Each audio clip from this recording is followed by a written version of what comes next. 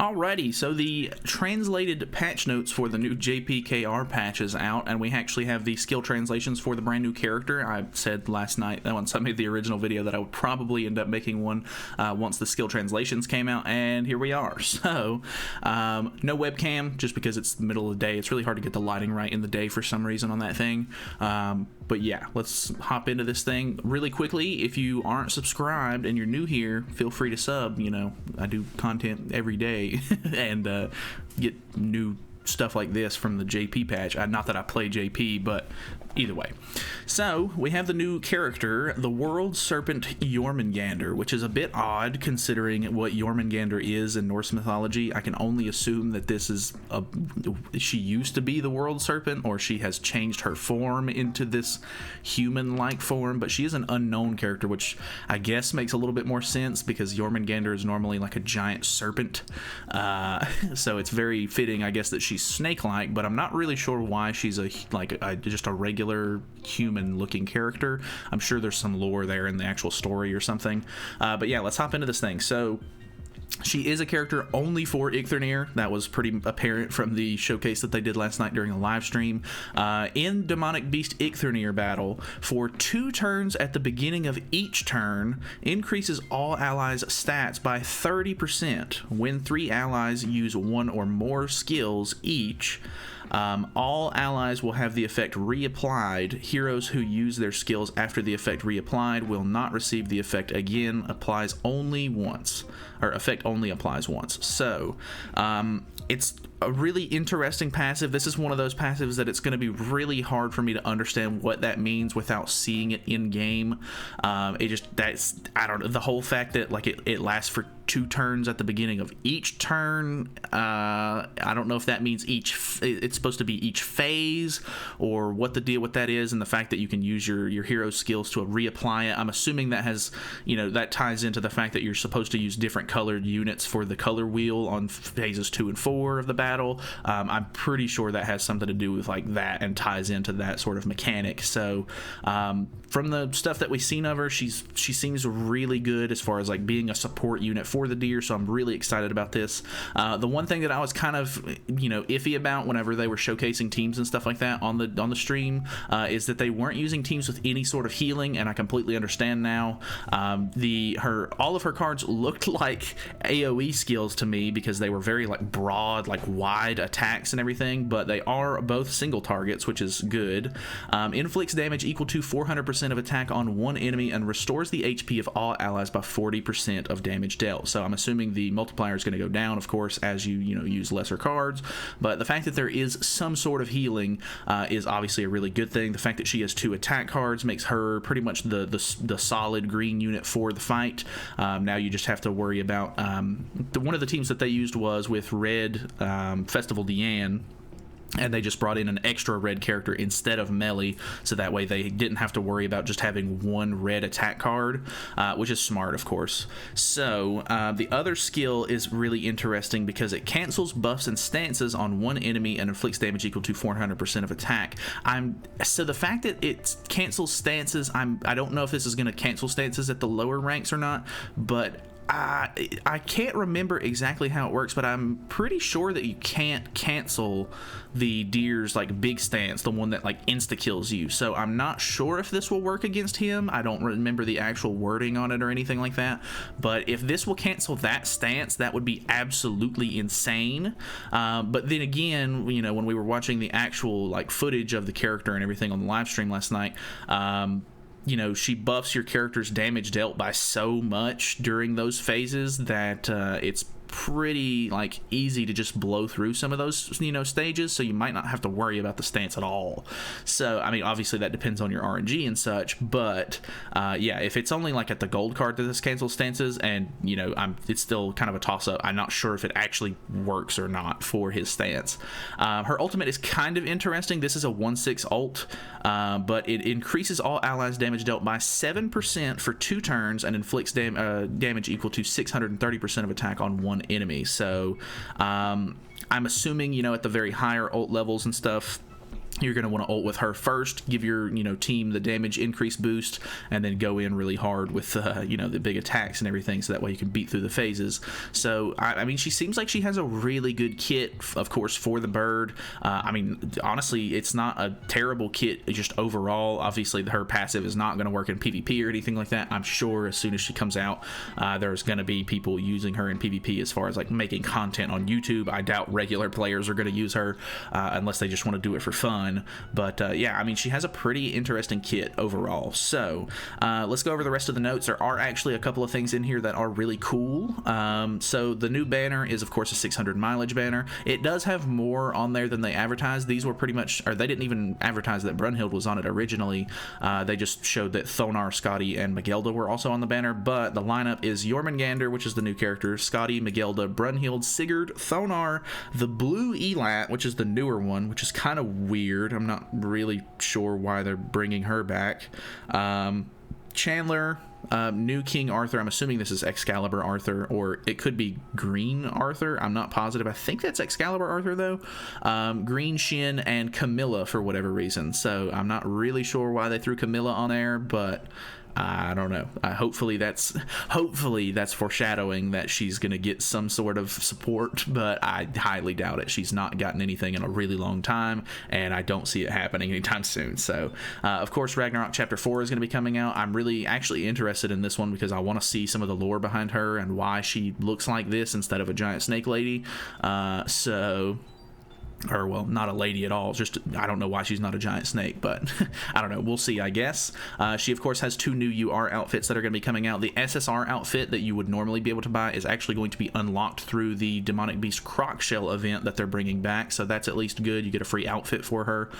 They are also, like, coming out with 2 new sports costumes. One of them is for Festival Diane. One of them is for Trader Meliodas, which is good because that way you'll be able to grab the pieces that you're missing for these characters. I'm not buying these sets. I don't think that they look good enough on their own. I'm probably just going to wait for them to be able to be bought with gems. I'm going to buy the haircut for Melly, and then I'm not actually sure which piece it is. I think she's missing a weapon, but I could be wrong on that, but I'll buy the last piece that I need for Deanne from this set as well, and then move on and not have to worry about outfits for them anymore. But yeah, I'm not a huge fan of these outfits. I guess it's something different because normally they do like a chef's outfit or something along those lines. So I mean, I can't hate on it too bad. Like the Melly one doesn't look awful, but not my style. I would never use the outfit, so I'm just going to buy the haircut.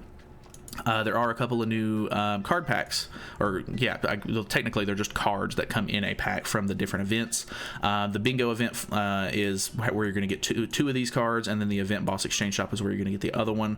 But the cards are the one Escanor, which I think we already have the one Escanor card, so I don't know if this is going to be a different Escanor card or what, or if they're just going to give you a free dupe of it. If it's a dupe, it is a UR card, which means it gives you 1500 XP towards an artifact set, which is actually pretty, good. Trader Meliodas is getting a card, and Queen Deanne is getting a card, and the set effect is for every unit on the battlefield increases all allies' basic stats by 0.1, 0.2, or 0.3, which seems insanely low. Probably not going to be a card set worth using, but who knows? I don't know. Some of the more obscure ones end up being halfway decent, but I don't think that that's going to be all that big of a difference. Margaret Ludociel is getting a Holy Relic, and I think it ties in very well with her character. They're really trying, I think, ever since they released Green Sariel and him using, or his passive, sort of working in tandem with other Archangels, I think they're sort of trying to solidify like an Archangel team. So for every ally that is a 4 Archangels on the battlefield, increases the hero's damage dealt to enemies by 5% and decreases damage received by 5%. So if you have a full team of, 4 Archangels, that's a 20% increase to damage and 20% reduction on damage taken. So pretty interesting. I don't know if it'll be like super good. I don't know. We'll have to see in practice because it doesn't sound like a whole lot, but then again, 20% it can be definitely a make it or break it kind of thing. So I don't know. We'll have to see. I'm assuming some people on JP are probably going to make that one, as soon as it drops. I'm planning on making the regular Ludociel one first, so I don't know if I'm going to make this one as soon as it comes out. I think if I was playing it smart, I would go for the Margaret one instead of the regular Ludo, because I think I would get more use out of, you know, the Margaret character, but I just really like base Ludo. They are revamping the roulette wheel for the advertisements, which is kind of interesting. Not a big fan of that one because, you know, obviously they don't have that on the PC version. The dogs are barking really quickly, so I'm just going to hold on for a second. All right. I think they're done. But anyway, so they're updating the advertisement roulette reward changes, which is a bit interesting, but at the same time, they don't actually have ad functionality on the PC version yet. I'm kind of hoping that they add that at some point. Not that I really want ads on the PC version, but the ads are always optional in this game, which is at least a good thing. And you know, you actually get a pretty decent amount of rewards and stuff like that from doing it. So I wouldn't hate, like I would definitely be willing to watch ads if I had a chance to get extra diamonds and stuff like that, just me personally. So that's kind of cool, but unless it comes to the PC version, I won't really get any use out of it. I think the biggest quality of life change that we're getting right here is preset team decks increases from 5 slots to 10 slots. So up until this point, the game has been almost out for 3 years. On the JP and KR version, at least a little over 2 years for us on global.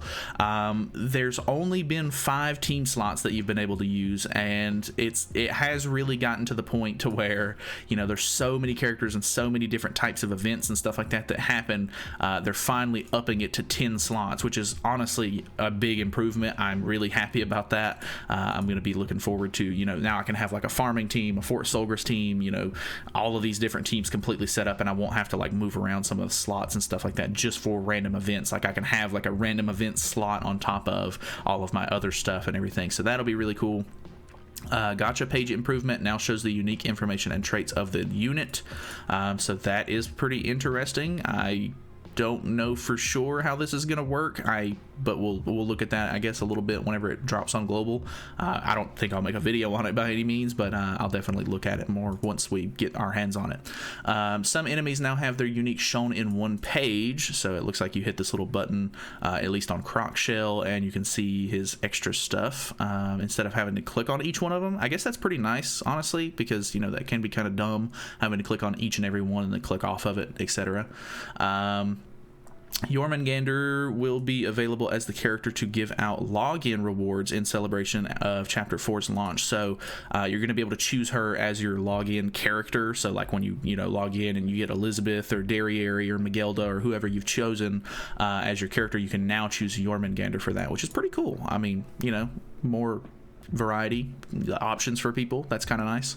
Of course, there's going to be a Ragnarok bingo event going on because we've already seen some of the actual events from that, or the rewards at least. So all the bingo rewards are, you know, anvils, skip tickets, which is kind of mad. They should have replaced that one with something a little bit better. 1 SSR ticket or pendant, which is kind of lame. You know, card pack.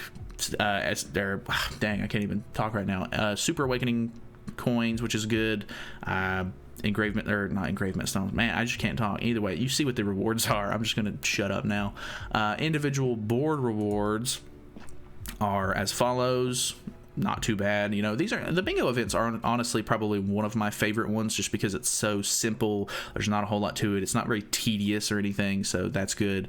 Of course, we're getting Croc Shell back. We've already seen the exchange shop, though, is you get the 2 pieces from the SSR outfit for Jormungandr, and then the clear reward, you actually get her headpiece at 12 clears, which is good. There's some diamonds in here from the clear rewards, and then, you know, there's a pretty decent exchange shop. I can't really complain about this one too much, but Croc Shell's kind of annoying. I'll probably try to rehash on that one whenever it drops on global, because it can be kind of a pain, but yeah, I'm sure that there's a lot better options nowadays.